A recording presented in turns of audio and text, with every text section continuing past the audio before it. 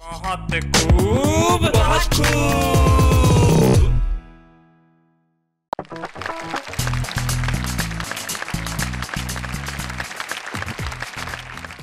बहुत खूब के तमाम दर्शकों को नमस्कार। आप ही के मित्र शैलेश लोढ़ा का। भाई बहुत खूब में कविताएं जो होती है बड़ी अर्थपूर्ण होती हैं। जिंदगी में कई लोग हैं जो बड़ी अर्थपूर्ण बातें करते हैं, लेकिन कई लोग इतने मासूम होते हैं कि अर्थ समझ नहीं पाते। जैसे एक शादीशुदा व्यक्ति रात को अपने घर लौटा, तो जैसे ही लौटा पत्नी सीधी बेडरूम में गई और पलंग पे अंगड़ाई खा के ऐसे लेट गई और फिर अर्थपूर्ण मुस्कुराहट फेंकते हुए बोली, कुछ समझे? वो बोले मैं समझ गया, आज तू पलंग पे अकेली सोना चाहती है ना फैल के। अब क्या किया जाए, यही कह सकता हूं बहुत खूब। तो चलिए अब बहुत खूब कहते हैं हमारे उन तीन साथियों के लिए जो अर्थपूर्ण बातें करते हैं और उनकी अर्थपूर्ण बातें आप समझते भी हैं। तो चलिए उनके लिए एक बार कह देते हैं बहुत खूब। हमारे साथ है लखनऊ की सुफलता त्रिपाठी।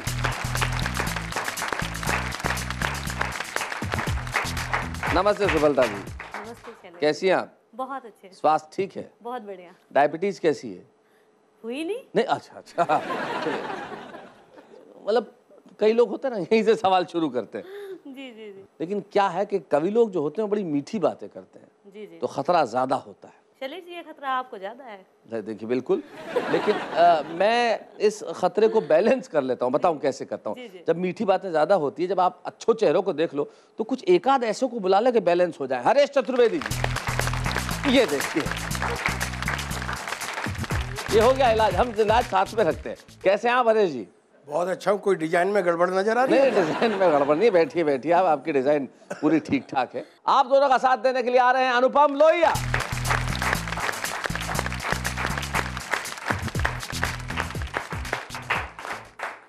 कुछ सीखिए हरेश जी, कुछ सीखिए। ये कवि लग भी रहे हैं। कविता लिखने से कुछ नहीं होता, लगना भी चाहिए आदमी को। बिल्कुल लगे हुए कवि है। लगे हुए कवि है।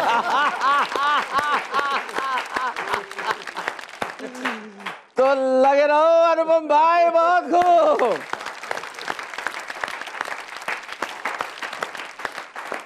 तो साथियों, आज आपको कविता सुनाने के लिए हरेश चतुर्वेदी हैं, सुफलता त्रिपाठी और अनुपम लोहिया। अनुपम पहली बार टेलीविजन शो में कविता पढ़ रहे हैं, और जब कोई पहली बार कविता पढ़ते हैं तो मुझे सर्वाधिक खुशी होती है कि हमने देश को एक नया कवि सौंपा। और मेरे ख्याल से बहुत खूब में हमने आज तक, जहाँ तक मैं समझता हूँ, कि लगभग 300 या 400 कवियों को देश को सुनवाया है, जो एक बहुत बड़ी बात है। और आज हम एक नया कवि और आपको सौंप रहे हैं अनुपम लोहिया के रूप में, जो पेशे से वकील है। और ये वकालत और कविता, ये कैसे? विधि में व्यवहार का समावेश करता हूँ, कविता का समावेश करता हूँ, न्यायाधीश को सुनाता हूँ, जीतता चला जाता हूँ। रिश्वत चल रही है कोर्ट में? सर ये अच्छा है हम नवयुवक कवियों के लिए कि न्यायाधीश भी कविता सुनने लग गए। बिल्कुल बिल्कुल। अरे इसलिए जीतते चले जाते होंगे न्यायाधीश कहते को, इससे पहले कि दूसरी सुनाए फैसला तुरंत हो जाता होगा। तो आइए अनुपम लोहिया के लिए जरा हम तालियां बजाइए। अनुपम जी,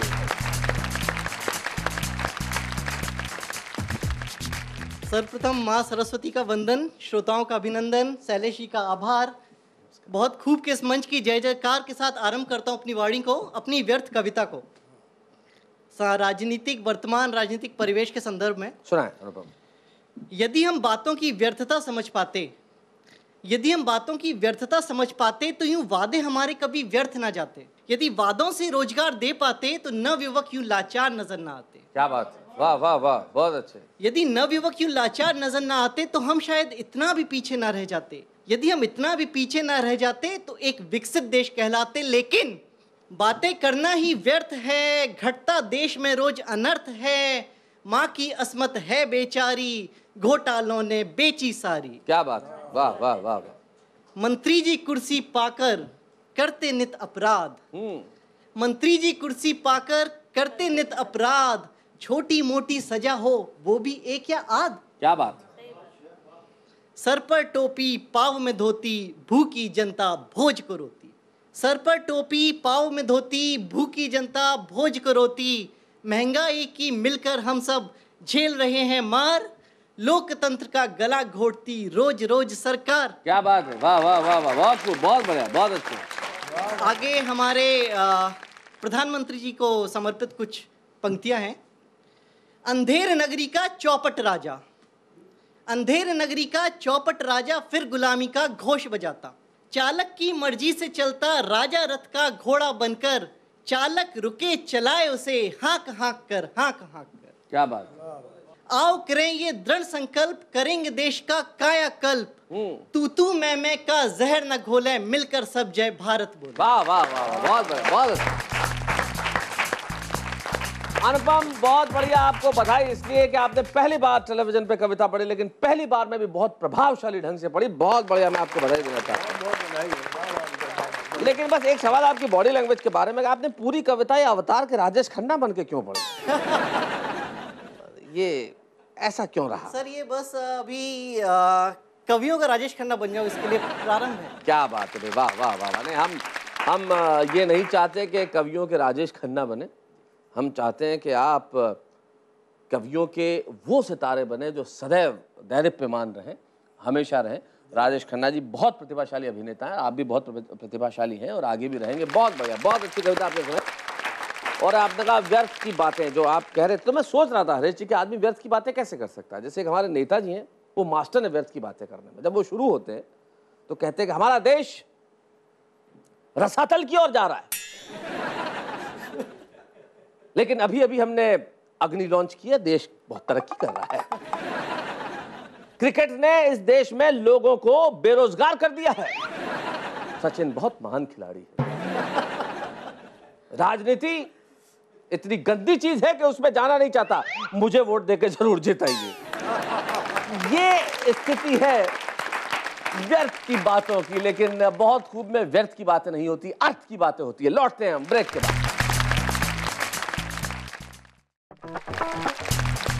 लीजिए, लौट आए हैं हम ब्रेक से। और ब्रेक पर जाने से पहले मैंने कहा था कि बहुत खूब में व्यर्थ बातें नहीं होती, अर्थ की बातें होती है। अर्थ यानी कि मीनिंग और अर्थ यानी कि ये। तो मैं चाहता हूं कि भारतीय अर्थव्यवस्था पे एक अर्थपूर्ण कविता सुनाने के लिए आए हरीश चतुर्वेदी।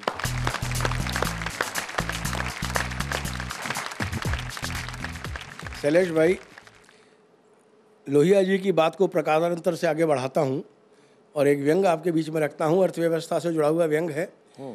एक टिप्पणी मेरी सुन लीजिए। हमने विश्व की अर्थव्यवस्था को एक बिल्कुल नया चिंतन दिया। हम ऐसी जगतगुरु नहीं रहे, हमने बिल्कुल नया चिंतन दिया। हमने रूस से इतना मांगा कि आज वो खुद कटोरा लिए खड़ा है। हमने साड़े को मांग मांग के भिखारी बना दिया। इसलिए हम जब हमारे ऊपर अमेरिका ने प्रतिबंध लगाए, जब विस्फोट किए, तो हमें कोई फर्क नहीं पड़ा हमारे ऊपर, क्योंकि हम तो सीधा आदमी हैं कि भैया पिछला चाहिए तो और दो, नहीं तो डूबे समझो। तो उस अर्थव्यवस्था के दौर में दो प्रतीकों के माध्यम से बात कर रहा हूं, और सुनिए, मजा लेना। एक सर्कस के शेर की आवारा सांड से हो गई मुलाकात। बात ही बात सर्कस का शेर बोला, यार मैं तो मेहनत कश हूं, समाजवादी हूं, क्या करूं इसका आदी हूं। जब भी कहा जाता है रिंग मास्टर के इशारे पर मुझे नाचना पड़ता है, कूदना पड़ता है, गुर्राना पड़ता है, लेकिन तुम तो लोकतांत्रिक सांड हो।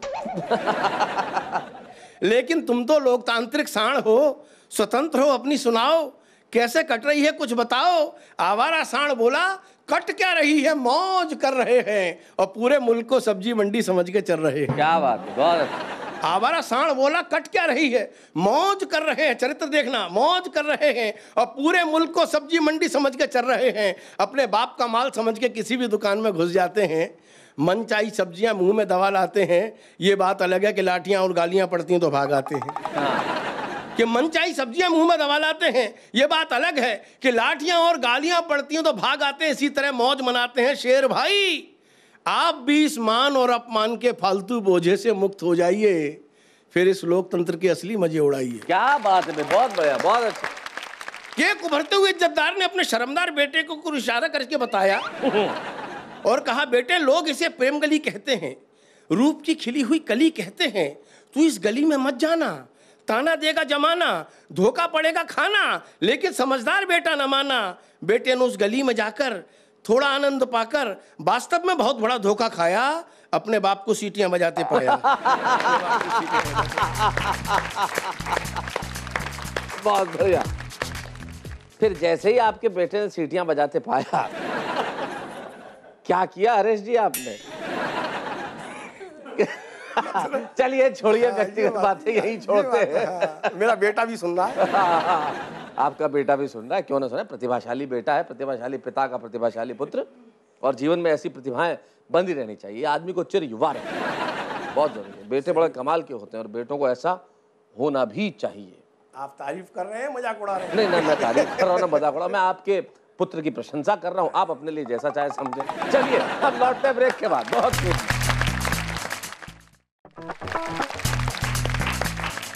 लौट आए हम बहुत खूब में, और ब्रेक पर जाने से पहले अपनी शानदार हास्य कविताएं सुना रहे थे हरीश चतुर्वेदी जी। अनुपम लोहिया जो लॉन्च हुए हैं, एक वकील है लेकिन कवि के तौर पर लॉन्च हुए हैं आज। बहुत खूब है। अनुपम, आप बड़े खूबसूरत हैं। आपकी शादी हो चुकी है? नहीं सर, अभी तक नहीं हुई। हाँ, अब देखिए इंशाअल्लाह। टीवी पे नजर आ गए हो, अब देखो। और दिखते भी अच्छे हो, लिखते भी अच्छे हो, तो अब देखो क्या होता है। मंद मंद मुस्कुरा रहे हैं हरीश जी। क्या हुआ हरीश जी? अब ये लोहिया नहीं रहेंगे। जी जी जी जी, अब सारे आंदोलन समाप्त हो जाएंगे। चलिए भोजपुरी बयार में बुलाता हूँ सुफलता त्रिपाठी को।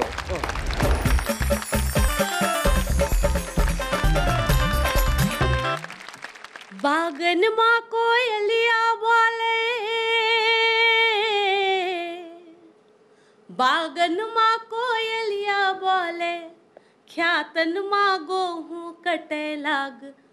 हम तुम का दिखे जरी जाई, तुम हम का दिखे जरे जाओ। क्या बात है। बागन माँ कोयलिया बोले, ख्यातन माँ गोहूँ कटे लाग। हम तुम का दिखे जरी जाई, तुम हम का दिखे जरे जाओ। हम तुम का दिखे जरी जाई, तुम हम का दिखे जरे जाओ। अब की फसल भई है अपनी, देखो कितनी भारी। अब की फसल भई है अपनी, देखो सबसे प्यारी। खेत और खलिहान भरे सब भरी है अपन बखारी। खेत और खलिहान भरे सब भरी है महल अटारी। जब हमरी ढोलक बजे लाग, अब हमरी ढोलक बजे लाग, तब उनकी ढोलक बजे लाग। हम तुम का दिखे जरी जाए, तुम हम का दिखे जरे जाओ। और एक मन में शिकायत है जी कि कलुआ की महतारी जब से देखो बनी विधयिका। अच्छा। कलुआ की महतारी जब से देखो बनी विधयिका। हमसे हंस के बात करे ना, हमसे हंस के बात करे ना, लागत है खलनई का। और नोटन पे नोटन की गड्डी, नोटन पे नोटन की गड्डी, उसके आंगन गरे लाग। क्या बात है, बहुत अच्छे। जरी जाई, तुम हम का दिखे जरे जाओ। नोटन की गड्डिन पर गड्डी, वही के आंगन गरे लाग। हम तुम का दिखे जरी जाए, तुम हम का दिखे जरे जाओ। और गांव की नायिका है, उसके मन में एक डर रहता है। देखें, किशु के बप्पा सुनो ध्यान से, या एक बात हमारी। किशु के बप्पा जरा सुनो तुम, यह एक बात हमारी। भला अगर चाहो ई घर का, तको न दूसरी नारी। हाय हाय, सुनिए हरीश जी। अरे क्या बात है, वाह वाह प्रभु। किशु के बप्पा जरा सुनो तुम, एक बात हमारी। और घर आंगन का भला चाहो तो, तको न दूसरी नारी। और तुम्हारे नैन मटक्का देखे, नैन मटक्का तुम्हारे देखे, अखियन से असुआ झरे लाग। तुम का दिखे जरे जाए, तुम हम का दिखे जरे जाओ।